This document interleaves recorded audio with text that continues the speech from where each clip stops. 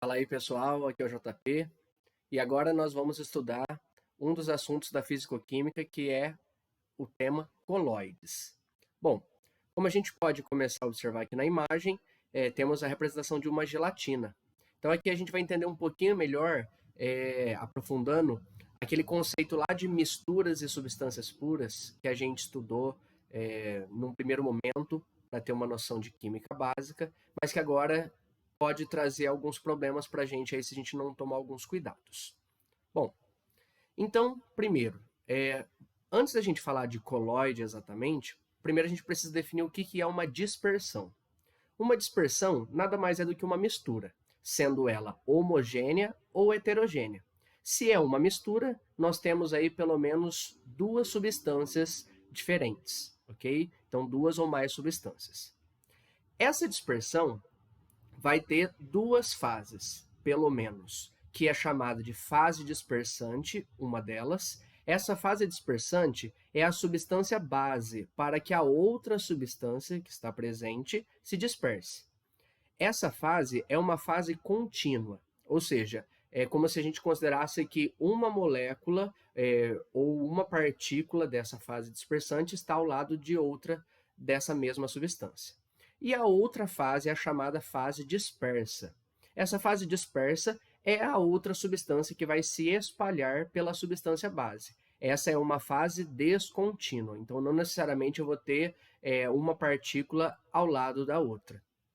Vamos pensar em alguns exemplos de dispersões para a gente conseguir entender melhor. Por exemplo, uma mistura de água e sal. Já estudamos anteriormente que essa é uma mistura homogênea, então ela só tem uma fase, né, pelo menos do que a gente observa. E aí a gente tem como fase dispersante a água e a fase dispersa é o sal, ou seja, as partículas de sal vão se espalhar na água. Um outro exemplo seria, por exemplo, água e areia, em que a água novamente é a nossa fase dispersante e a areia a nossa fase dispersa.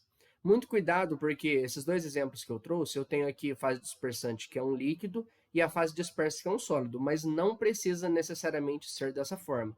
Tá? A gente pode ter fase dispersante sendo sólido, líquido ou gasosa, e uma fase dispersa também sólida, líquida ou gasosa. E um outro exemplo aqui seria o ar úmido. Então aqui a gente tem o ar, que é uma mistura de gás aí, mas o ar seria a nossa fase dispersante, e a umidade do ar, ou seja, a água, seria a fase dispersa, para poder aí complementar os nossos exemplos de dispersões. Bom, a gente pode classificar uma dispersão de acordo com o tamanho das partículas dispersas. Então a gente tem aqui que classificar conforme esse tamanho. Para isso a gente vai usar como referência o nanômetro. O nanômetro é uma das subunidades do metro. Então aqui nessa representação que eu trouxe para vocês, é como se eu considerasse o nanômetro esse pontinho aqui. Tá? E lembrando que um nanômetro é 10 a menos 9 metro, então seria 0, e mais 9 casas decimais, ok? Isso seria um nanômetro, então eu precisaria aí de 1 bilhão de nanômetros para chegar em 1 metro. E o nosso segundo ponto de referência seria 1000 nanômetros, que aqui eu vou representar por esse círculo aqui desse tamanho. Então, comparando, se um nanômetro fosse esse pontinho, 1000 nanômetros, né, seria mais ou menos a ideia do raio desse círculo aí maior. Bom, então tendo esses dois pontos de referência, a gente pode separar em soluções, que são as nossas misturas homogêneas, são as soluções verdadeiras, em que as partículas dispersas têm até 1 nanômetro de tamanho. Depois a gente vai ter os nossos coloides, também chamados de dispersões coloidais ou simplesmente suspensões coloidais, que vão ter partículas dispersas de 1 a 1000 nanômetros. E depois a gente tem as nossas suspensões. São as misturas heterogêneas que a gente está acostumado aí, que a gente já trabalhou, que tem partículas dispersas a partir de 1000 nanômetros de tamanho. Ok? Então, a gente considera os coloides como sendo o intermediário de uma solução e de uma suspensão.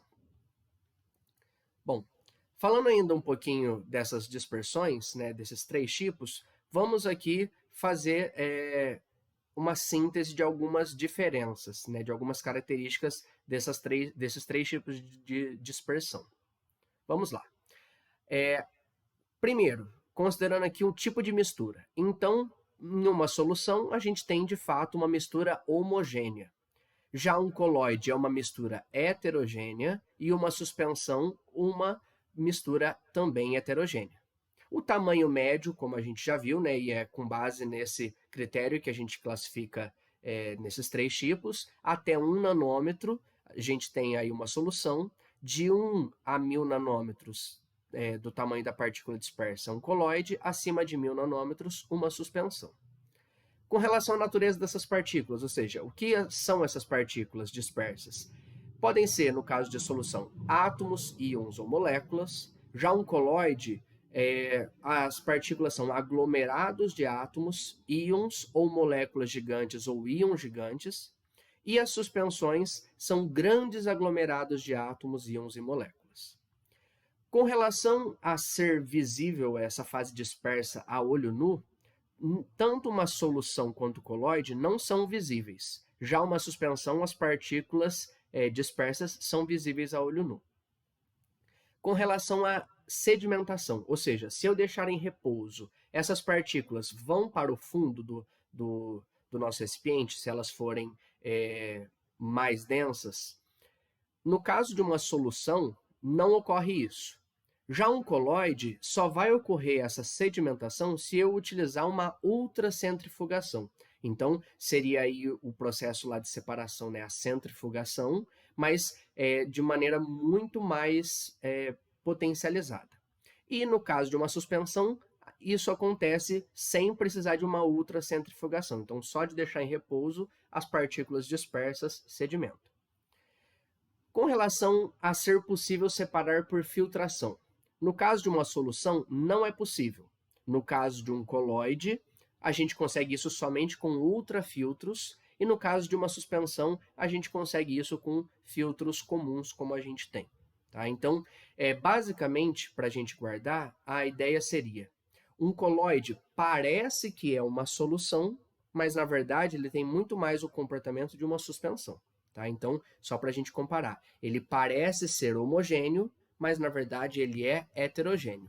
E aí, como exemplos, a gente vai poder falar aí de sorvete, maionese, sangue, leite e tantos outros exemplos aí, como a gente vai ver nos próximos vídeos.